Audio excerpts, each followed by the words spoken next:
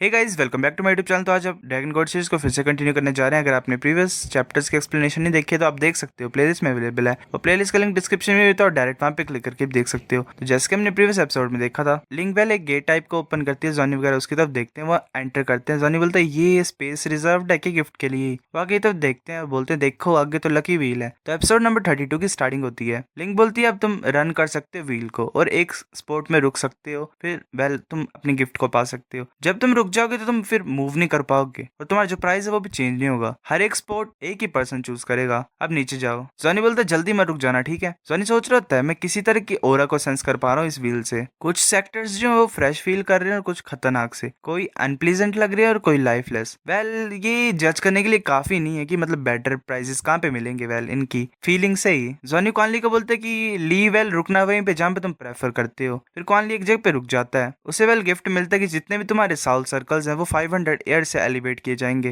Well 500 plus as मिलेगी उनको। क्वाली हैरान हो जाता है। जॉनी सोच रहे थे ग्रेट है, ये प्रिटी गुड है इसके लिए और ये इसे सूट भी करता है। जो प्राइस जो मतलब फ्रेश फील हो रहा था वो 4 स्टेप आगे है। जॉनी बोलता है कि फैंग तुम अब रुक सकते हो। फैंग रुक जाता है उस जगह पे वेल जहाँ पे जॉनी ने बोला होता है। फिर जॉनी सोच रहे होते है कि जो फ्रेशियस हो रहा है वो 7 स्टेप दूर है। फिर ऐसे उन्हें सुनाई देता है स्पीड पगोडा के द्वारा बनाया गया 2000 air Saul bone 1 Saul skill attached. Well ये साउल बोन मिली इन्हें जिसके साथ साउल स्किल फ्री मिल रही है। फिर बताया जाता है हमें कि जो साउल मास्टर्स होते हैं उनके लिए साउंड बोन जो होती हैं वो साउल सर्कल से भी ज्यादा इंपॉर्टेंट होते हैं। इससे ज्यादा अच्छा प्राइस हो ही नहीं सकता है। जब जो साउल मास्टर साउल बोन को असिमुलेट करता है तो वो काफी ज्यादा पावरफुल हो जाते हैं और उन्हें एक नई साउल स्किल भी मिलती है। काफी ज्यादा रिसेंट सेवरल थाउजेंड ईयर्स में फेडरेशन के एक स्पिरिट पगोडा ने डेवलप कर दिया मैन मेड साउल बोन्स को। वेल साउल बोन्स के लिए पहले साउल बीस्ट चाहिए होते थे, मतलब उनको मारना पड़ता था, पर अब साइंस से डेवलप हो रहे हैं तो वो अवेलेबल हो गया मतलब सभी के लिए। पर वही है कि मतलब उनकी जो प्राइस है वो काफी ज्यादा है, तो नॉर्मल साउल मास्टर्स के लिए उन्हें अफोर्ड करना कुछ ज्यादा मतलब पॉसिबल ही नहीं है। जो फेडरेशन है वो अवॉर्ड करती है बोन्स को साउल मास्टर्स को, जो कि काफी ज्यादा सिग्निफिकेंट कंट्रीब्यूशन को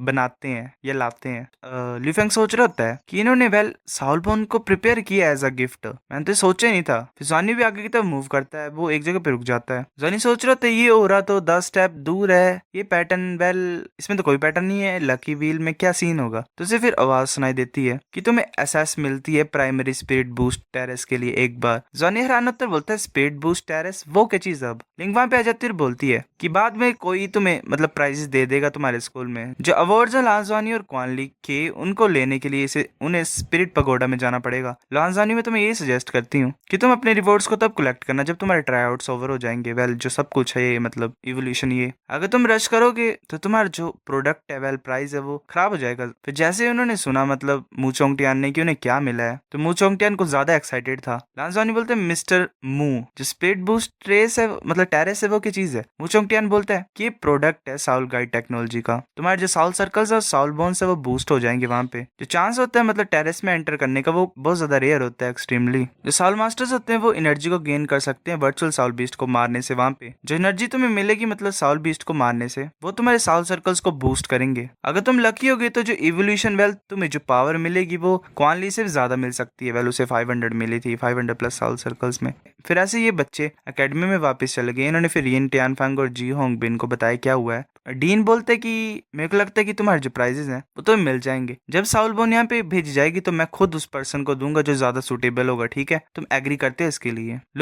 ये सुन के ल्यूफेंग बोलता है हाँ मैं एग्री करता हूँ। डीन हैरान होता है, बोलता है क्या वो सोच रहे थे ऐसे मान गए। प्रोफेसर जी बोलते क्या तुम सच्ची मुच्ची फाइन हो इससे। ल्यूफेंग बोलता है कि मिस्टर ली और वाइस डीन मैं टोटली फाइन हूँ इससे। मेरे टीममेट्स के बगैर मैं कुछ भी नहीं होता, मतलब मैं कर ही नहीं पाता, मैं जीत ही नहीं पाता फर्स्ट प्लेस। तो जो प्राइज है वो उसी को देना चाहिए जो मतलब बेटर सूटेड होगा। इससे हम जो अपकमिंग चैलेंजेस होंगे उन्हें आसानी से मतलब जीत पाएंगे। डीन सोच रहा होता है ये बच्चा कितना ज्यादा मतलब समझदार है और ये सैक्रिफाइस भी कर सकता है। फिर वो क्वानली की तरफ देखता है ल्यूफेंग और सोच रहा होता है कि चबी ने अपना चांस मतलब गिव अप कर दिया शौक में जाने का। तो कोई भी प्राइज वेल नथिंग है, मतलब कोई भी प्राइज वेल कंपैरिजन में नहीं है उसके। और ऊपर से वो फिर जॉनी की तरफ देखता है और सोच रहा होता है कि इसके बगैर तो हम एलिमिनेट हो जाते हैं हाई टैलेंट यूथ क्लास से बहुत ज्यादा पहले ही। डीन सोच रहा होता है कि कितने ज्यादा अच्छे बच्चे हैं। जी मेरे को लगता है कि इस बार हमें अपने प्राइड को छोड़ देना चाहिए। मैं डीन से बात करूंगा कि अगर ये टॉप 10 तक पहुंच जाएंगे अगले में भी तो मैं कुछ भी करूंगा मतलब इन दोनों को भी चांस देने के लिए, ताकि ये दोनों भी मतलब स्पीड बूस्ट टेरेस में एंटर कर सकें और अपने स्टेट को एलिवेट कर सकें। प्रोफेसर जी बोलते हैं कि वेल ये तो ग्रेट है, ये काफी ज्यादा ग्रेट होगा।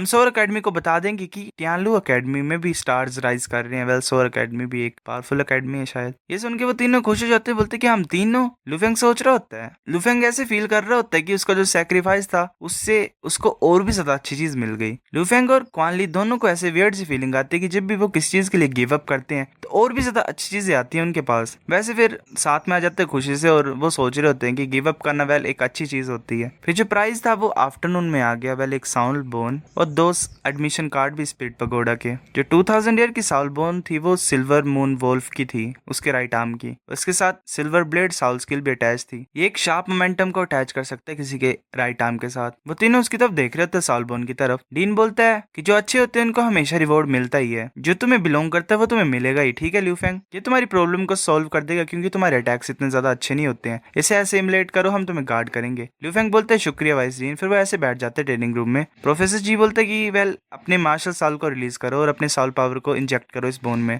ऐसे फिर जो साउल पावर थी वो बोन में इंजेक्ट हुई। बोन सिल्वर फ्लैश में टर्न हो गया और ल्यूफेंग के राइट आर्म में चला गया। ल्यूफेंग काफी ज्यादा दर्द में होता है और ऐसे चिल्ला रहा होता है। प्रोफेसर जी बोलते कि फोकस करना, फोकस, स्ट्रॉन्ग रहना। वो काफी ज्यादा दर्द में होता है और ऐसे उसकी जो पूरी बाजू होती है वो क्रैक हो रही होती है। एक तरह से रिप्लेस ही हो रही है शायद। उसे पूरी एनर्जी कवर कर रही होती है। प्रोफेसर जी सोच रहा होता है कि जो 2000 ईयर की साउल बोन है उसे असिमुलेट करना इतना ज्यादा आसान नहीं है। वेल ऑब्वियसली जब असिमुलेट कंप्लीट हो जाएगी तो ल्यूफेंग की स्ट्रेंथ काफी ज्यादा इंप्रूव हो जाएगी। जॉनी बोलता है मिस्टर जी क्या मैं इसकी हेल्प कर सकता हूँ? जॉनी आगे की तरफ जाता है, अपनी ब्लू सिल्वर ग्रास को मतलब उसके बॉडी में कवर कर लेता है। जॉनी सेंस कर रहा था कि एक ferocious aura blue silver grass के थ्रू जा रहा है और उसके खुद की ब्लड की पावर को मतलब डाल रहा है ल्यूफेंग की तरफ। एक गोल्डन फ्लैश ल्यूफेंग की तरफ गया ग्रास से और ये जो फ्लैश था इसने साउल बोन की पावर को सप्रेस कर दिया। लुफेंग का व्हाइट ड्रैगन स्पेयर था वो एक स्मॉल व्हाइट ड्रैगन में कन्वर्ट हो गया और उसके राइट आर्म के अराउंड में वो कवर कर रहा था उसके राइट आर्म को। प्रोफेसर जी सोच रहा होता है कि इसकी जो ब्रेथ है वो स्टेडी बन गई है। जॉनी ने 2000 ईयर की साउल बोन को सप्रेस कर दिया ऐसे ही। वेल सप्रेस यानी जो साउल बोन थी वो एक तरह से रिजेक्ट कर दी है तो उसे दर्द हो रही थी। फिर जॉनी ने अपनी ग्रास को यूज करके उसे सप्रेस कर दिया ताकि वो आसानी से असिमुलेट हो जाए। प्रोफेसर जी सोच रहा होता है कि ये सिर्फ 2 सर्कल वाला है, इतना ज्यादा ग्रेट यंग कैसे हो सकता है? वैसे जॉनी की हेल्प से जो असिमुलेशन थी वो जल्दी मतलब आधे घंटे में कंप्लीट हो गई। लुफेंग शांत हो जाता है और उसके हाथ में जो ड्रैगन होता है वो भी गायब हो जाता है सिल्वर एनर्जी में। प्रोफेसर जी बोलता है बहुत अच्छा, तुम्हारी जो साउल पावर वो एलिवेट हो गई है, तुम ऑलमोस्ट 30 रैंक तक पहुंच गए हो। जॉनी बोलता है वेल मुझे जेलसी फील हो रही है तुमसे क्योंकि वो 20 रैंक का ही होता है। प्रोफेसर जी बोलता है कि तुम्हें ट्राई आउट्स लेने हैं मतलब नेक्स्ट 2 दिन में। तुम्हें साउल बोन के साथ मतलब पूरी तरह से मर्ज हो जाना, मतलब तुम्हें पता होना चाहिए कि कैसे यूज करनी है, तो तुम प्रैक्टिस करना। ल्यूफेंग बोलता है मैं करूंगा। फिर हमें नेक्स्ट डे का सीन दिखाया था। क्वान लियू को स्पिरिट पोगार्डा में लेके गए मिस्टर मू ताकि उसकी जो साउल सर्कल्स है वो बूस्ट हो जाए। लॉन्जॉनी द्वारा मेडिटेट करने के लिए चला गया ताकि वो मतलब अपनी मेंटालिटी को नॉर्मल कर सके क्योंकि उसका ब्रेक थ्रू हुआ था स्पिरिट सी रेलम में। फिर 2 दिन ऐसे फ्लैश में चले गए। जो 5 ग्रुप्स थे पास क्वालिफायर्स के लिए वो साथ में गैदर हुए। वो वेट कर रहे थे ट्राई आउट्स के लिए शर्क के। फिर ऐसे उन्हें आवाज सुनाई देती है, मतलब वो एक जगह पे होते हैं साउल वर्ल्ड में, कि शर्क कॉलेज के ट्राई आउट में तुम्हारा वेलकम है टियानलू प्लेनेट। यहाँ पे जो रूल्स हैं वो यही है कि मतलब टीम्स में वर्क करना है, तुमने साउल बीस्ट को हंट करना है स्टिमुलेशन वर्ल्ड में जो कि स्टिमुलेशन स्टार फॉरेस्ट है। हर टीम का स्कोर सेपरेट होगा, जो लास्ट किलर होगा उसे पॉइंट्स मिलेंगे। सेकंड जो रूल है वो यही है कि टीम एक दूसरे के साथ फाइट कर सकते हैं और मार भी सकते हैं। जो विनर्स होंगे उन्हीं को हाफ पॉइंट्स मिलेंगे ओपोनेंट के। जो फाइनल है वो यही है, जो पॉइंट्स होंगे जो टीम मर जाएगी उनके भी हाफ हो जाएंगे। और ये जो ट्राई आउट है ये 7 दिन तक चलेगा। जो स्कोर है टीम का वो तभी कैलकुलेट होगा जब ये ट्राई आउट्स ओवर हो जाएंगे। फिर वो बोलते हैं रेडी एंटर होने के लिए। फिर वो काउंट डाउन करते हैं ऐसे ही 9 8 10 9 8 3 2 1 एवोल्यूशन बिगिन होता है। वो उस फॉरेस्ट में पहुंच जाते हैं। वो तो एक जगह पे होते हैं। लिफेंग बोलता है हम किस रास्ते जाएं अब? जॉनी बोलता है रुको पहले सिचुएशन को एनालाइज करते हैं। ऐसा लग रहा है कि इस टाइम ये जो टेस्ट है हमारे ऑल राउंड एबिलिटीज के लिए है। जितना हम डीप जाएंगे स्टार फॉरेस्ट में उतना ज्यादा हाइयर हमारा स्कोर होगा। तो वेल एक्सप्लोर ही करना है एक तरह से फॉरेस्ट को और साउल बीस्ट को मारना है और दूसरी टीम्स के साथ भी फाइट करनी है। एक और चीज है मतलब अटेंशन पे करने के लिए, अगर बाकी टीम्स हमें मारेंगे तो हमारे जो पॉइंट्स है वो हाफ हो जाएंगे। तो ज्यादा अच्छा होगा अगर हमें साउल बीस्ट मार देंगे या फिर हम खुद ब खुद ही मतलब सुसाइड कर लेंगे। हम दूसरी टीम्स को नहीं खुद को मारने दे सकते क्योंकि हमारे पॉइंट्स आधे हो जाएंगे। तो वो दोनों बोलते हैं कि तो अब हम क्या करें? जॉनी बोलते हैं कि याद करो प्रोफेसर जी ने बोला था स्टार फॉरेस्ट के बारे में। जो फॉरेस्ट है वो 4 पार्ट्स में डिवाइड होता है, peripheral area, mixed area, core area और बीस्ट एरिया। रास्ते को फाइंड करने से पहले चलो पहले आसपास का मतलब एरिया को एक्सप्लोर करते हैं ताकि हम पता लगा सके कि फॉरेस्ट कैसा और साउल बीस्ट की स्ट्रेंथ कैसी है। लुफेंग ऐसे मतलब घूम के आ जाता है और बोलता है कि कोई भी साउल बीस्ट नहीं है आसपास, हम जा सकते हैं। जॉनी बोलता है कि एक साउल बीस्ट को समन करो, उसे यूज करते हैं हम एक्सप्लोर करने के लिए रास्ते को। क्वानली बोलता है ठीक है। क्वानली बोलता है वेल जॉनी